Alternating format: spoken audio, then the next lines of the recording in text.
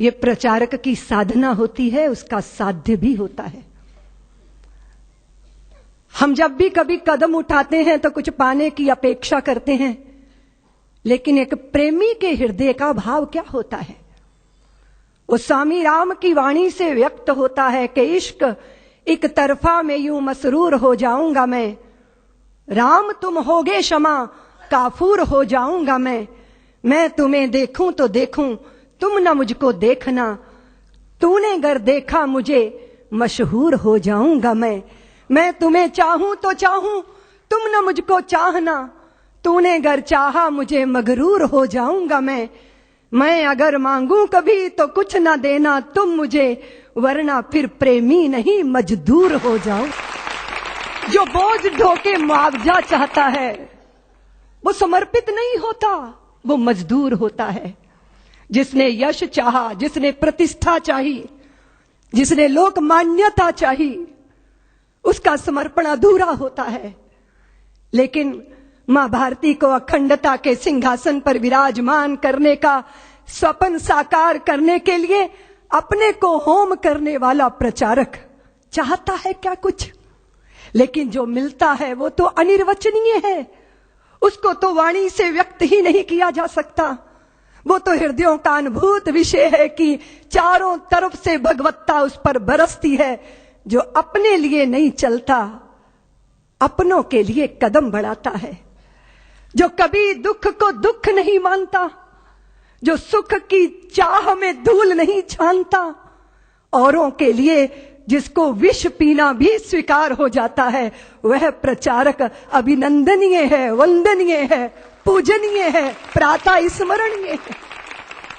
रात दिन अहिर्निश मां भारती के चरणों में अपने आप को तपाना, गलाना।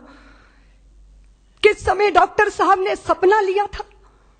सारे देश के अंदर आग लगी थी, ब्रिटिश सत्ता के विरुद्ध एक वातावरण बना था, बलिदानों की गंगा मानो बह गई थी भारत के अंदर, विदेशियों की चूल्हे हिलने लगी।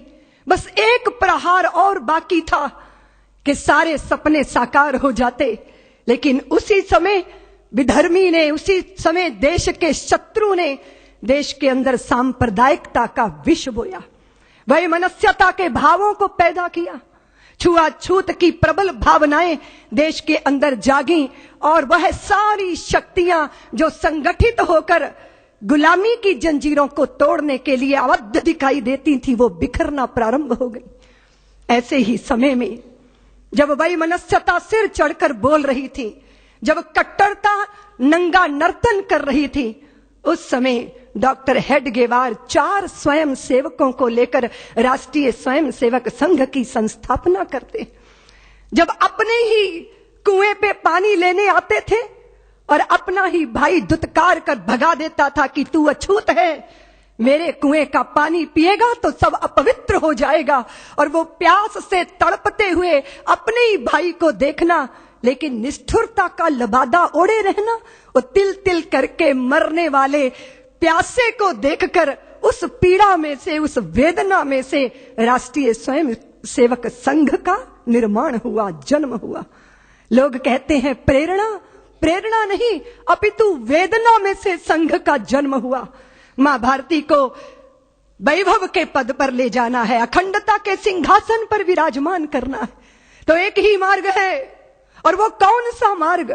क्या हिंदू जाति जिसने नक्षत्रों को संज्ञा दी, वो हिंदू जाति जिसने सागर की छाती पर पत्थरों को तैराया, इतना गौरव रखने वाली हिंदू जाति, उसका स्वाभिमान धुआं बनकर उड़ेगा?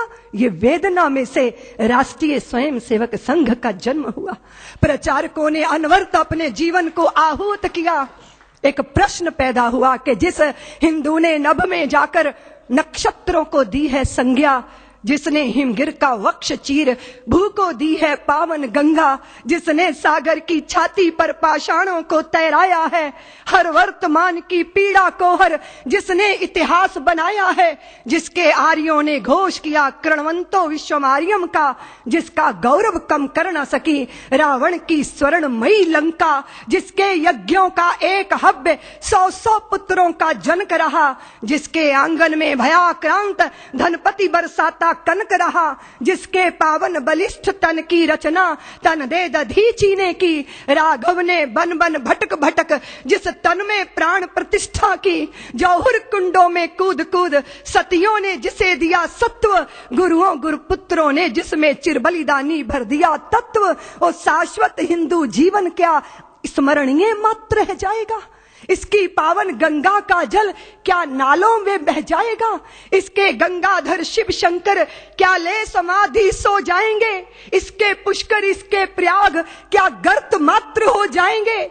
यदि तुम ऐसा नहीं चाहते तो फिर तुमको जगना होगा, हिंदू राष्ट्र का बिगुल बजाकर दानव दल को दलना होगा। इस वेदना में से, इस पीड़ा में से मां भारती के लुटते स्वाभिमान और बिखरती अस्मिता की वेदना में से राष्ट्रीय स्वयंसेवक संघ का प्रादुर्भाव हुआ।